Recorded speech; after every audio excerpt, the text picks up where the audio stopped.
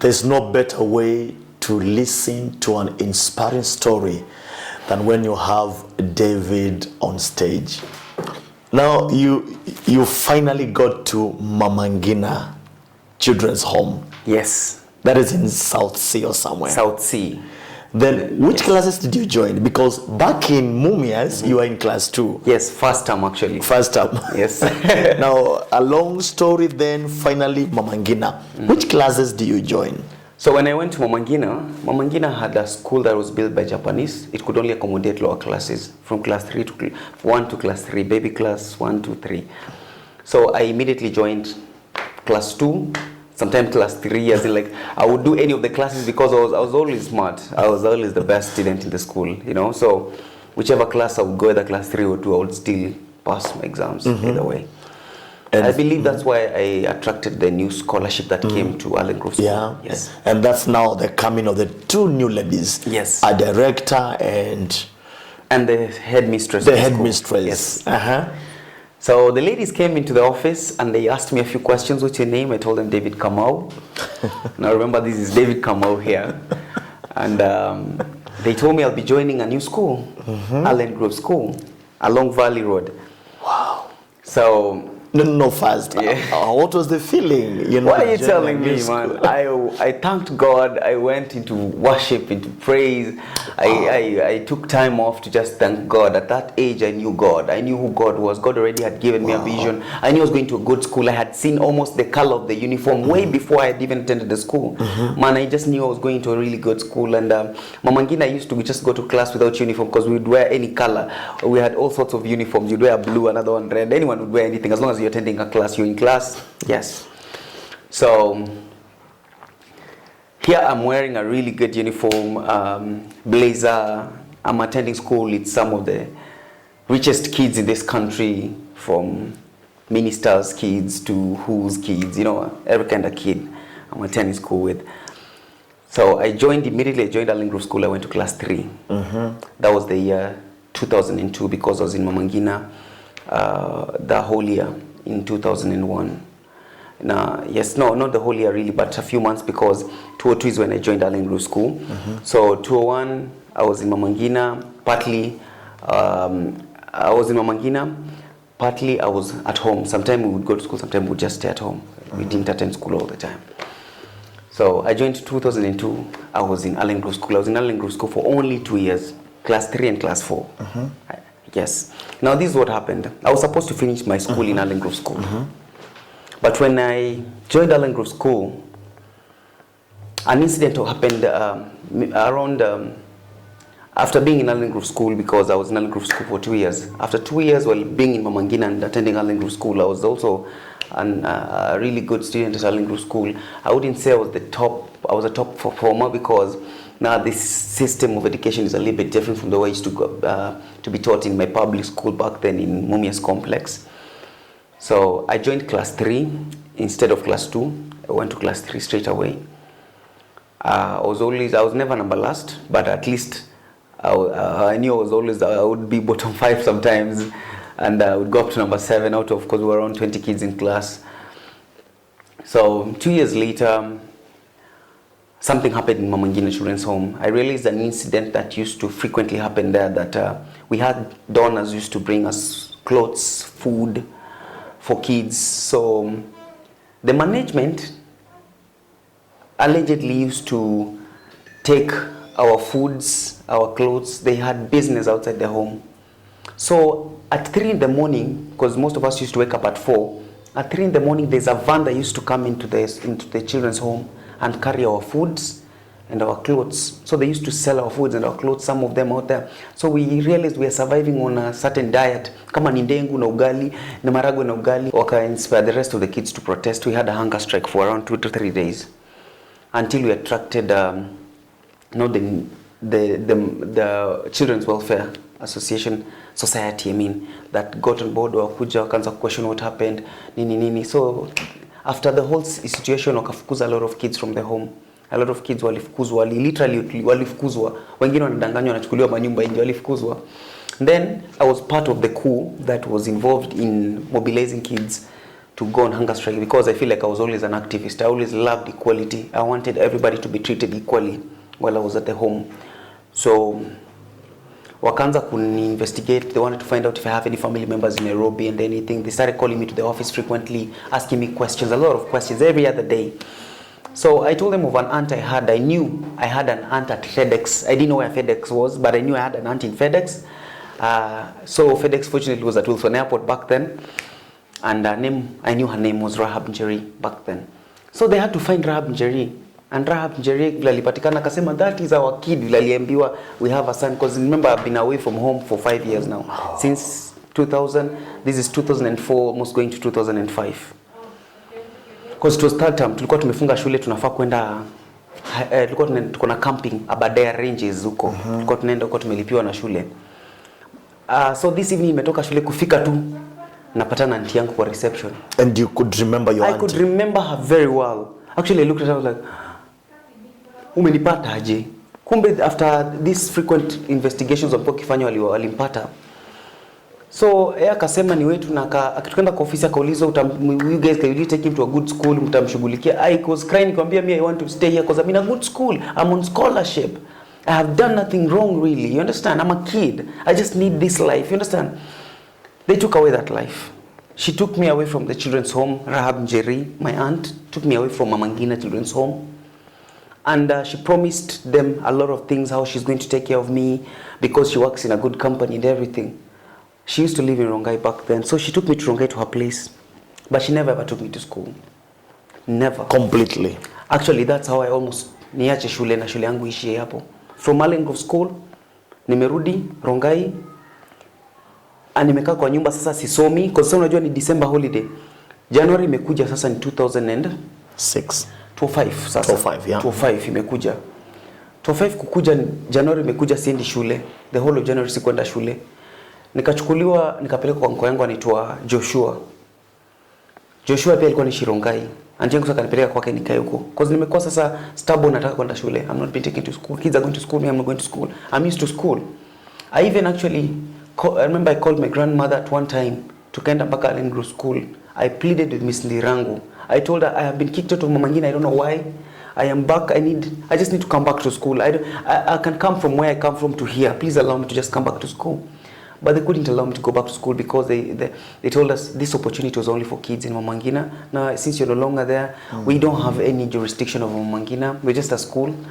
And it's an opportunity from them. So unless you can agree with them, wakurudisha shule, I never got back to Allen Grove School. That's how me and Allen Grove School tulimalizania hapo. So I'm in Rongai. This is 2005. And during all this time, yeah, has your mother been told that you're already found and in your auntie's place? Yes, they know. Every family member is informed that I'm around and I'm in Rongai. But it doesn't seem to even excite them or bother them because nobody is concerned necessarily. My mom has never cared about me personally, myself. Never. As in, like, she always knew like I can take care of myself since I was a young kid. So she never cared at all. So in 2005, I went to my uncle's place. My aunt took me to my uncle's place, Antoa Joshua. Akanipeleka in a school in Rongai inaitwa Pine Breeze Academy. Like I was telling you, nimeenda kwa shule mingi. So Mumias Complex, Allen Grove School, now I'm in Pine Breeze Academy. Nimetoka nikiwa class 4 wapi? Allen Grove School. But remember, those 2 years in Allen Grove School, I was really smart. Because now the education imenifanya I was the kind of kid mwenye alikuwa nataka kujua vitu mingi. I would ask a lot of questions, so much, and I knew a lot of things. So when I went to Pine Breeze Academy, instead of going to class 5, I immediately went to class 6. Okay, they took me to class 6. This is to 5. Remember, this is now February. Nimepelekwa class 6 wapi? Pine Breeze Academy. Pine Breeze Academy nilisoma hiyo term ikaisha yote. Sasa April tumeenda holiday hiyo ya term ya February, March, April tumeenda holiday. My uncle akasema mamangu ananitaka nirudi home. Sasa I'm no longer going back to Pine Breeze. I have to go back to Mumias. Goodness. Yeah. Ilikuwa frustrating, bro. Nilikuwa frustrated, man. But sina option, sina mbele wala nyuma. Okay? So nikatoka, nikarudi Mumias. Nakumbuka nilipandishwa tu gari, hakuna mtu alinipeleka. Yes. And you were not thinking of maybe going back to the streets or? I had all options actually. I was thinking of so much, but not streets. I wanted to just get to school. Nilikuwa na moto ya shule. Sasa niko the fire in a burn kwangu. I just want to go to school. I want to finish school, especially Ellen Grove School.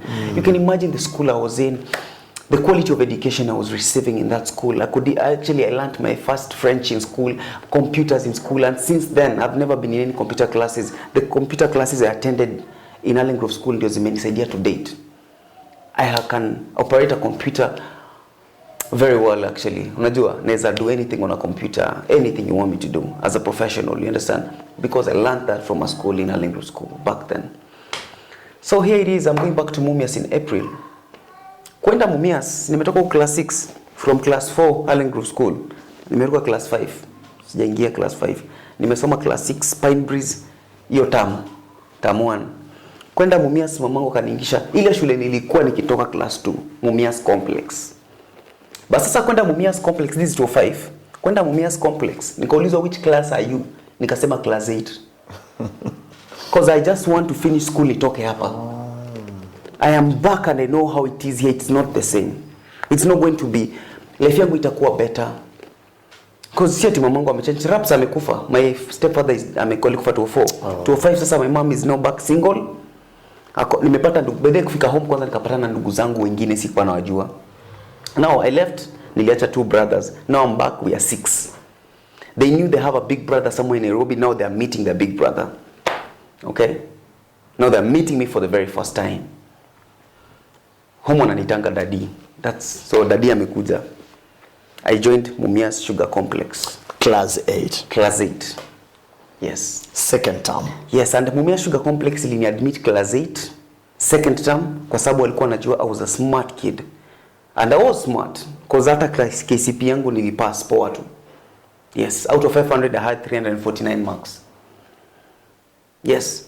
After being in class inconsistently class for many years. Class 4, class 5 sijasoma, class 6 nimesoma first term, class 7 sijasoma, then ningia class 8 napata 349 marks because niliingia kama nimeregister exams. Hiyo registration ilikuwa fanya second term.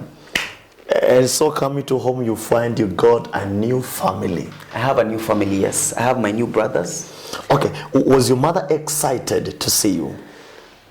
My mom is a kind of lady mwenye nataka kuonesha mtu excited. Hata kiwa na labda iko ndani tu. Aliniuliza na kumbuka swali aliniuliza ni, naona umerudi kunimalizia chakula. Man. Hivyo ndo aliniambia kiniona hivi nikikuja. Hata kunihaga manini. Umekuja? Naona umekuja kunimalizia chakula. For her it was always, I was always trouble to her. I've always been trouble to my mom. After 5 years of being away. She couldn't, give you a better welcome. It's not a big deal for her. I'm back. She didn't even ask me ulikuwa wapi, nani alikupeleka shule. She has never wanted to know who has taken care of me. Because for her, she doesn't really care. And here you have new family members. And that's how your mother welcomes you. Yes. So I was home second term from around April, May, June. April, May, June, July, August, September, October, December until I cleared my class 8 of 2005. I cleared my class 8 in 2005. I was very happy. Now remember, nimerudi Mumias Complex. Nilitoka class 2. Wale classmates wangu nilikuwa nao huko. Bado wako chini. Wako chini yangu. Wako class 6 actually. Class 6, walikuwa class 6 ama 5. Mimi nikiwa class 8. Wananiangalia sema, "Aya, Wainaina, sasa huko mimi ni Wainaina." Then nimetoka nilikuwa Kamau.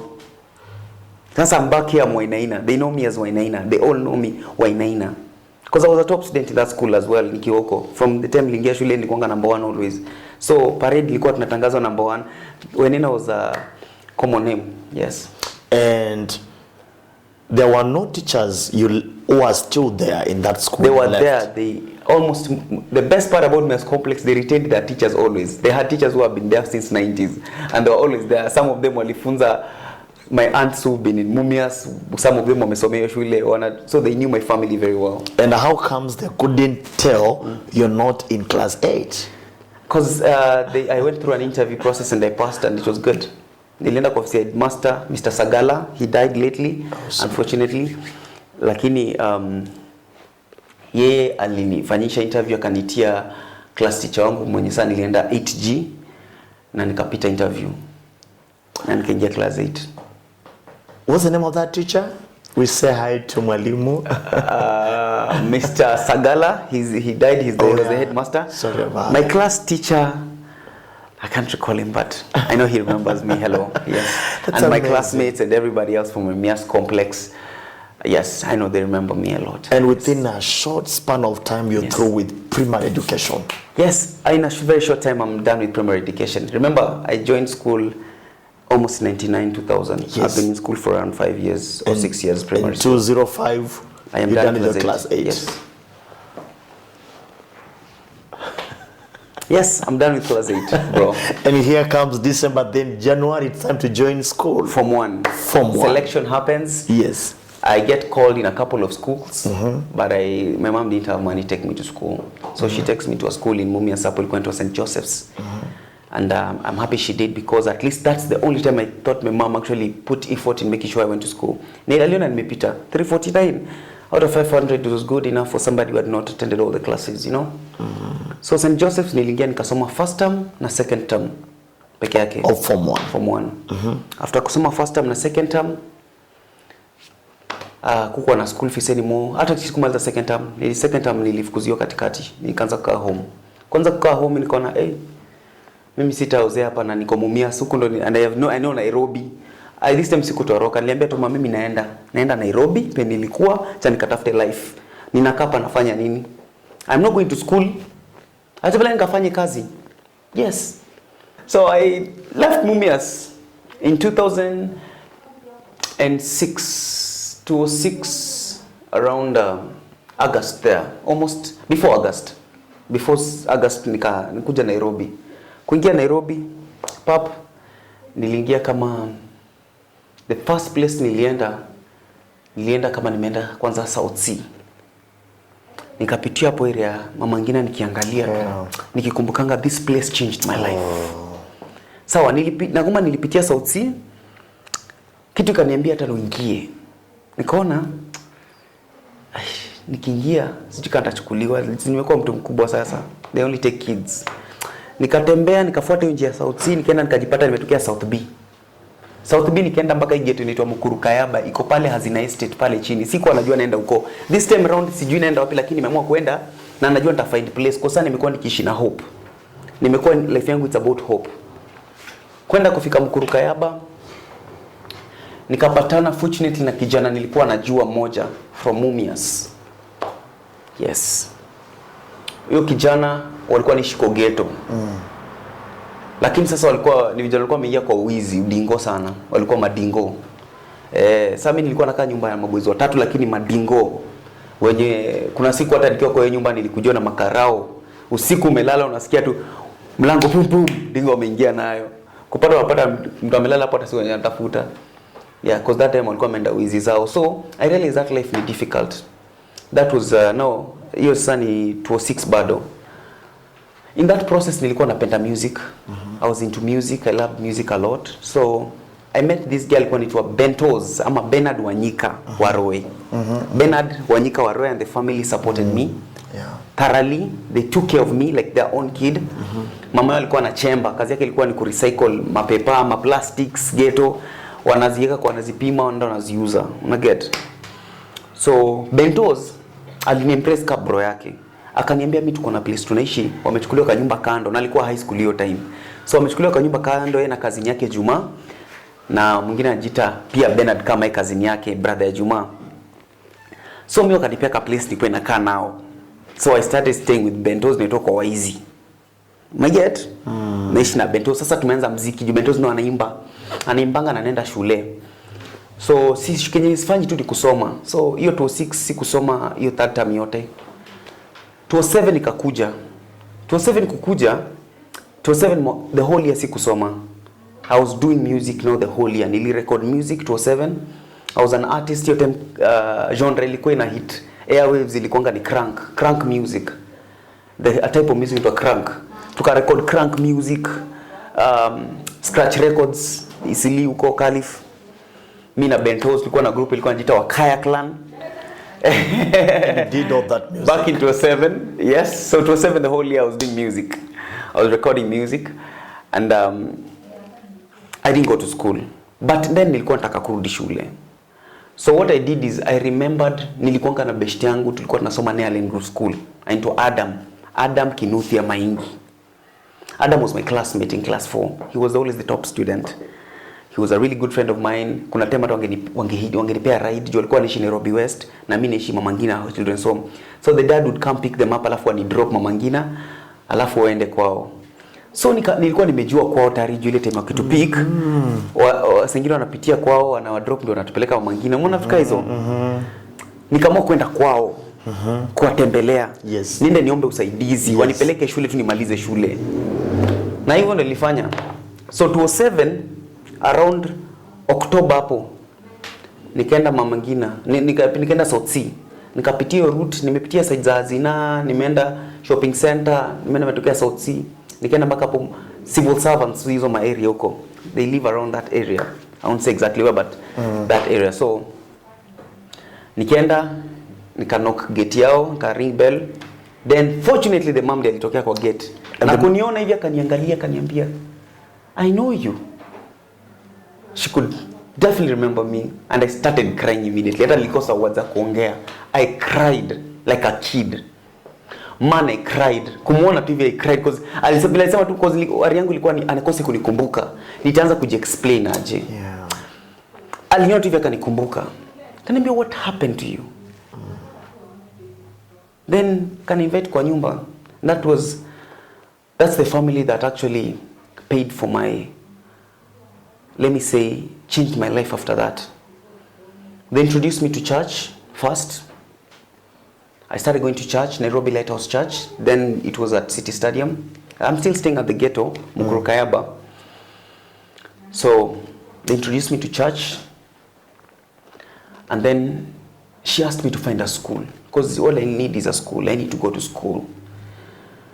And I didn't know where to find a school. I don't have any documents zangu za shule. Ziko Mumias kila kitu. Mimi nilikuja Nairobi kwa hustle. Umesikia siku najua mimi I'm going to school. Naenda kufanya kazi. Unaelewa? So place nilienda kutafuta shule. Kumbuka nilitoka nikiwa form 1. Sijaingia form 2, sijaingia form 3. Yes. Hiyo ni 2007 October. Na siwezi chukuliwa hiyo time. Sasa hiyo shule zinaenda kufungwa. Kuna shule inachukua saa hiyo. Na kama nikurudi lazima nirudi tena form 1. Na mimi siko tayari kurudi form 1. Hakuna mtu willing kunilipia 4 years of school anymore. Na nitakaa wapi? Unaelewa? Nilikuwa na challenges mob sana. Juu pia the family haingeniweka kwa hao. So what Mrs. Maingi did, alinichukulia hostel. Mimi nilikuwa naishi hostel na wase wa university. Hapa Ngara Youth Hostels. 2008 sasa. Na nikapata shule wapi? Tao. St. Peter's Clavers. Shule ya Gumbaru. Hiyo ya wazee hiyo. Huko nilienda nikamwambia mimi nataka kusoma. Fortunately nilikwenda huko nikapata programs zote zinaweza nisaidia jua nini. Wako na classes zenye zina za form 3 sometimes za nini unafunza biology hapa form 3, unasikia hapa kuna mathematics form 2, hapa kuna nini. So unaweza attend classes ujue what's happening here and their breakdown ya classes. Mimi nilikuwa na attend kila kitu. Na usisahau sasa hiyo 28 hiyo ninabidi juu niko hostel, Miss Maingi analipia hostel, the family, Captain James Maingi and Mrs. Lucy Maingi. Thank you so much by the way. God bless you. You guys changed my life for just that 1 year. Everything I felt like a human being again. Because walianza kunikapoa, wananipea upkeep every month. Alafu sasa shule si walikuwa wanalipa. Walikuwa wanalipia hostel but shule nilikuwa nalipiwa na mabeshte zangu wa Maximum Melodies. Remember the group ya Maximum Melodies? Kina Pastor Andrew Young. Kina Pastor Young. Pastor Young ananijua poa sana. Ananijua, anajua kijana anasema huyu boys huyu. I remember this boy. He's my friend, Pastor Young. Yes, Pastor Young. Wow. Akina Stevo, the producer, akina DJ Kelv, akina Vini, hiyo group mzima. Hao wananijua nikiwa town, nikiwa Chokora, mimi nilikuwa naenda hapo Odeon. Na walikuwa Sunday napitia wananijenga unajua tu boys tu nawaambia vinapenda muziki nini hivyo tu so nilirudingi hiyo time sasa 27 kifanya muziki niliwameet nikionanga juu mimi na do secular na do gospel. Sasa nimeenda mpaka Melmax Studios huko unajua nini nimejua area za Tao. So walianza Steve alinilipia shule St. Peter's Clavers from his own pocket. Man, Steve manze, God akubless sana. Unajua Steve alikuwa ananitolea, ilikuwa analipa 3500 juu ya 7k, between 35 to 7k every month, every term. Ilikuwa quite affordable, unaona. Na nilisoma manze, nilijituma sana. Na nikafanya KCSE, nika register to 8. Wow. Yes. Wow. So I've not done from 2 formally, from 3 formally. Mimi ninafanya from 4 to 8. Sawa. A KCSE ukaifanya. Niliregister as a private student exams. Sasa registration ya exams na kila kitu lazima ulipie. So Mrs. Maingi na Captain James Maingi ndio walinilipia. And ulitumia document gani to register your exams? Oh yes, sasa sina document. Mimi kwanza sina birth certificate sayo. Sina anything. So niliambianga Mrs. Maingi about it, nikamshow sina anything, I don't know how to register the exams. Nafanya the exams, unaona? Mrs. Maingi akanipatia ID yake. Kwanza hiyo time tulienda Netao, kanionyesha ile place yenye nitaenda ku apply ID nini nitao. Juu siko anajua hizo form tao ati nitaenda ku apply wapi ID and vitu kama hizo. So she took me to town. Then the next day she gave me her ID after discussing with her, and I went and nika register birth certificate through using her ID as my mother on the birth certificate. And then I took her back and nikampatilia ID yake. And at that time nakumbuka nikiongea na mama mangu kwa na ID hiyo time. Akanituminga photocopy ya mzae ya death certificate yake. Kutumia death certificate sasa ya RAPS nikaitumia as my father. Mona photocopy nikaitumia as my father is a late na Mrs. Maingi as my mom. So birth certificate yangu imekuwa read Mrs. Maingi, Lucy Maingi and Fred Rapando as my dad. Okay? And he's a late.